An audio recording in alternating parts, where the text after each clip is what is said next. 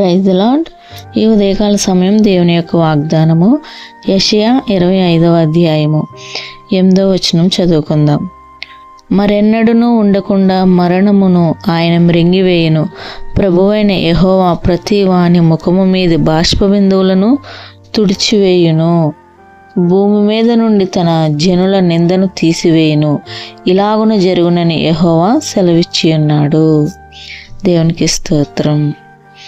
ప్రియమైన దేవుని బిడ్డలారా, దేవుడు తను నమ్మిన బిడ్డలకు శాశ్వత బహుమానాలు ఇవ్వాలని మరి దేవుడు తన బిడ్డల గురించి ఎన్నో మేలుకరమైన ఉద్దేశములు కలిగి ఉన్నారండి.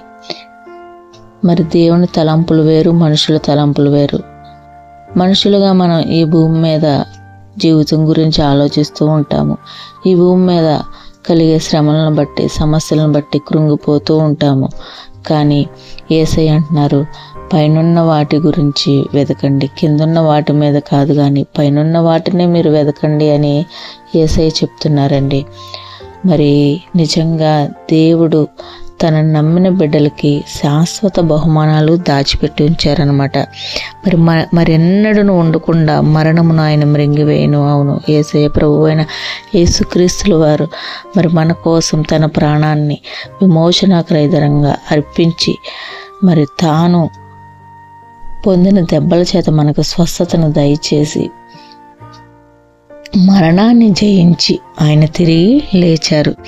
కాబట్టి ఎవరైతే ప్రభువైన యేసయ్య మీద విశ్వాసం ఉంచుతారో వాళ్ళు మరలా పునరుత్థానులుగా లేచి నిత్యజీవం పొందుకుంటారు.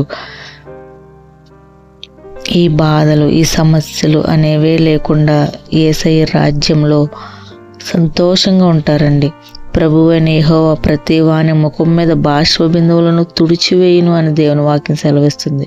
కాబట్టి ప్రియమైన దేవుని బిడ్డలారా, ఈరోజు ఈ భూమి మీద ఉన్నటువంటి ఈ సమస్యలను బట్టి, ఇబ్బందులను బట్టి, శ్రమలను బట్టి కృంగిపోయే వారిగా ఉండకుండా ఒక క్రైస్తవ బిడ్డగా, ఒక దేవుని బిడ్డగా ముందున్న వాటి కొరకై, దేవుడిచ్చి శాశ్వత బహుమానాల కొరకై నిరీక్షణ కలిగి ఆయన మార్గంలో నడుచుకుంటూ దేవుడిచ్చి శాశ్వత బహుమానాలు పొందుకోవాలంటే ప్రతి పాపాన్ని జయిస్తూ యేసయ్య మార్గంలో మనం నడుచుకుంటే మరి బాధలు బాధలు బాధలు దుఃఖము సమస్యలు లేని జీవితాన్ని దేవుడు ఇస్తానని మాట ఇస్తున్నారు.